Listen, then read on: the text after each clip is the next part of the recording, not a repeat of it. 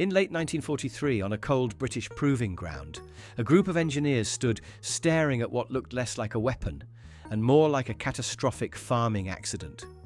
Welded to the front of a Sherman tank were two massive steel arms, holding a rotating drum wrapped in heavy chains. When the engine roared to life, the drums spun, the chains slammed into the earth, and buried mines detonated one by one in violent flashes of dirt and fire. The noise was unbearable. The machine looked insane.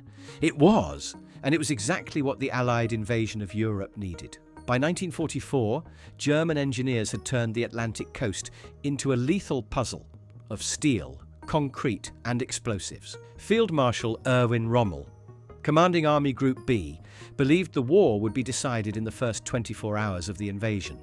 His strategy was brutally simple: stop the Allies on the beaches. To do that, he packed landing zones with obstacles and mines so dense that armoured vehicles would be destroyed before they could even form a beachhead. The most common German anti-tank mine, the Teller mine, contained around 5 kilograms of TNT.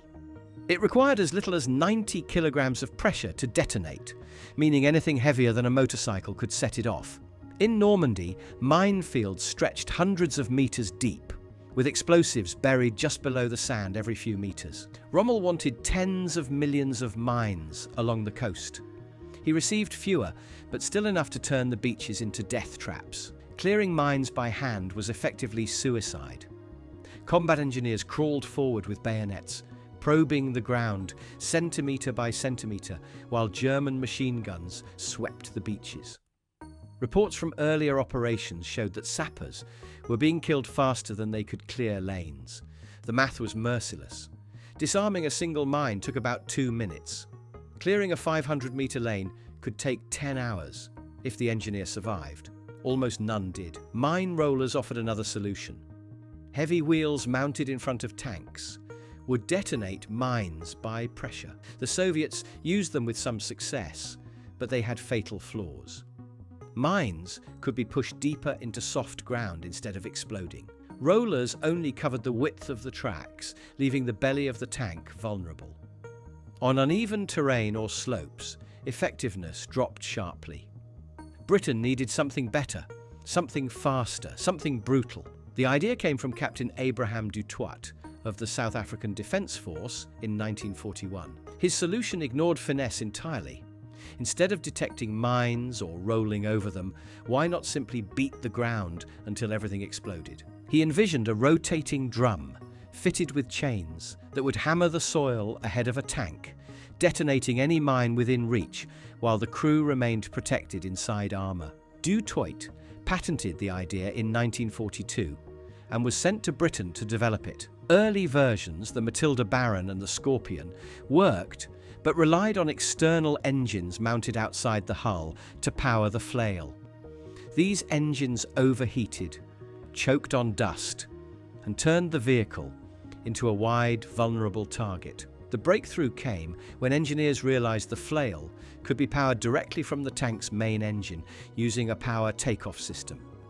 This eliminated the auxiliary engine entirely. The chosen platform was the Sherman Mark V, known in American service as the M4A4. Britain received nearly the entire production run under Lend-Lease.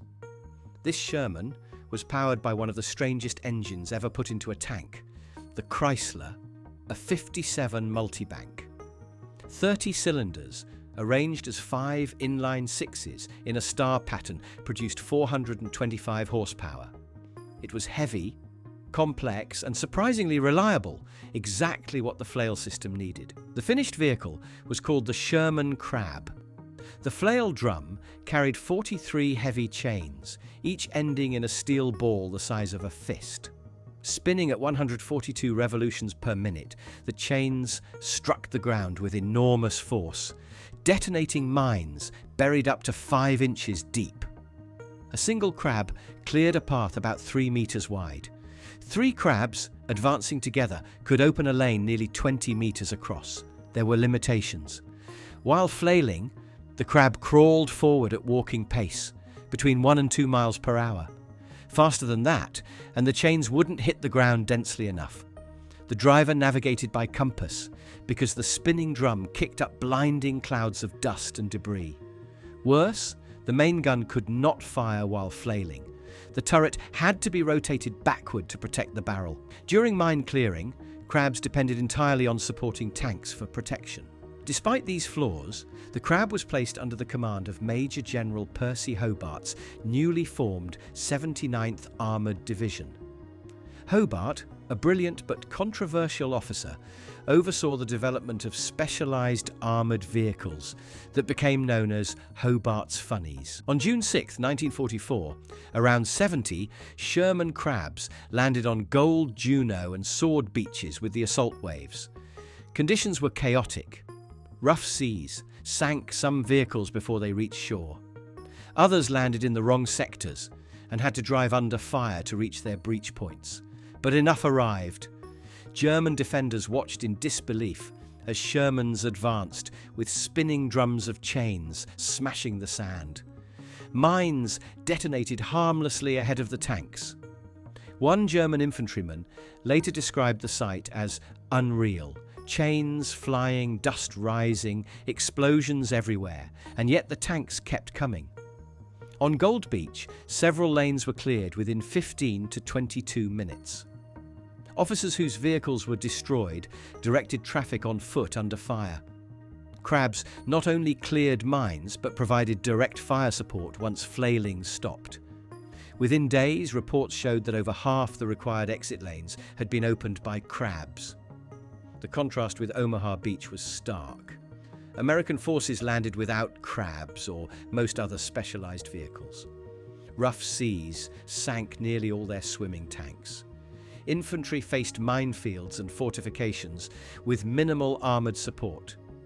Casualties exceeded 2,000 in a single day. General Omar Bradley later admitted he briefly considered evacuating the beach. By mid-July, the US Army finally adopted flail tanks of its own. Crabs continued operating throughout the campaign, clearing paths during operations like Goodwood and supporting infantry deep into Europe. They weren't perfect. Wooden-cased German mines often absorbed flail strikes, and chains required constant replacement, but they worked. They turned a near-impossible problem into a survivable one. After the war, Captain Dutoit received financial recognition for his invention. The legacy of the Sherman crab lived on. Every modern mine-clearing flail traces its lineage back to this brutal machine. Even today, flail systems are used in modern conflicts, including Ukraine, sometimes mounted on unmanned vehicles to remove human risk entirely. The Sherman crab didn't win the war by itself. But on the beaches of Normandy, it did something just as important. It gave men a chance to live long enough to fight. And sometimes that's the difference between victory and annihilation.